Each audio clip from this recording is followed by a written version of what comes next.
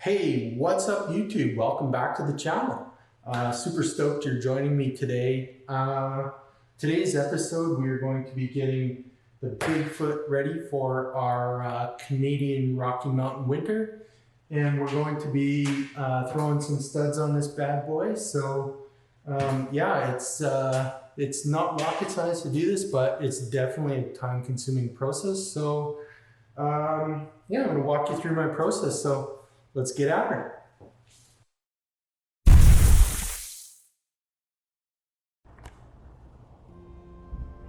So the tools required for this task is you're going to need a rag, you're going to need a knife or a pick or some kind of sharp object so that you can get rid of any rocks or debris that may be inside these stud holes.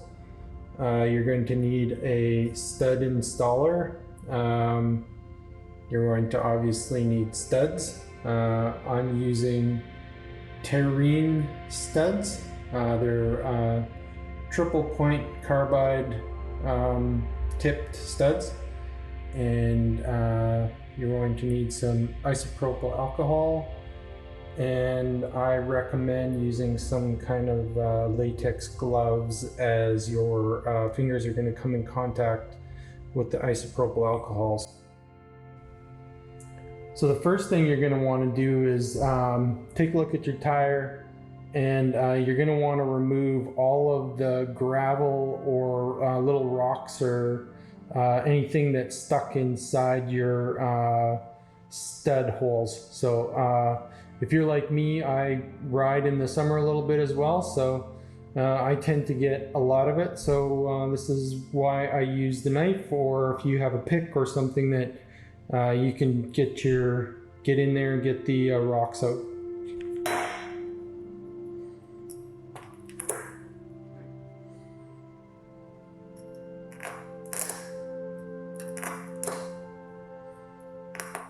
So for this next step, I like to keep my studs a little bit organized. So I dump them out and I actually kind of put them in tens.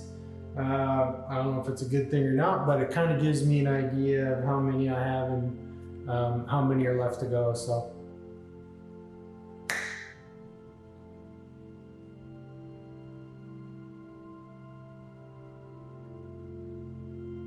So when you're ready to get your studs in on the tires, you're going to need to use some kind of a lubricant to get the just makes it easier for the stud to get into the stud hole on your tire. So I use isopropyl alcohol.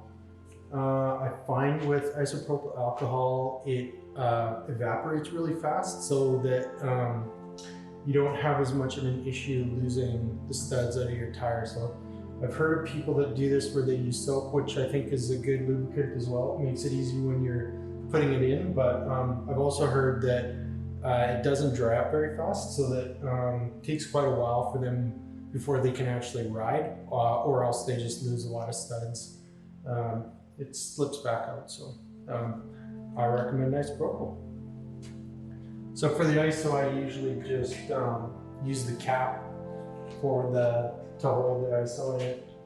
I just pour it basically full. What you want to do is put the stud inside your stud tool.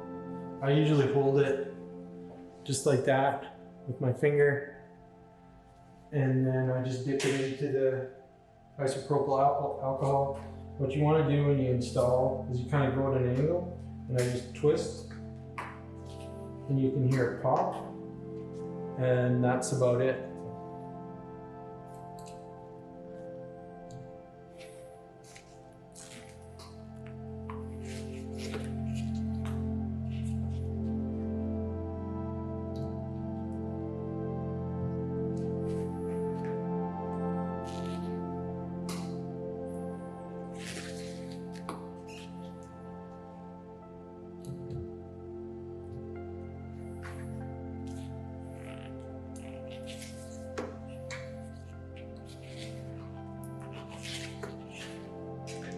So as I mentioned, it's a bit of a time-consuming process. I'm not going to bore you through basically 300 studs installed in the tire.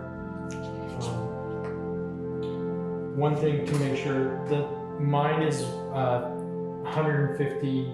I think it's about 100. I think it's 150 per tire. So ensure that you check out the your manufacturer to see how many studs you actually need.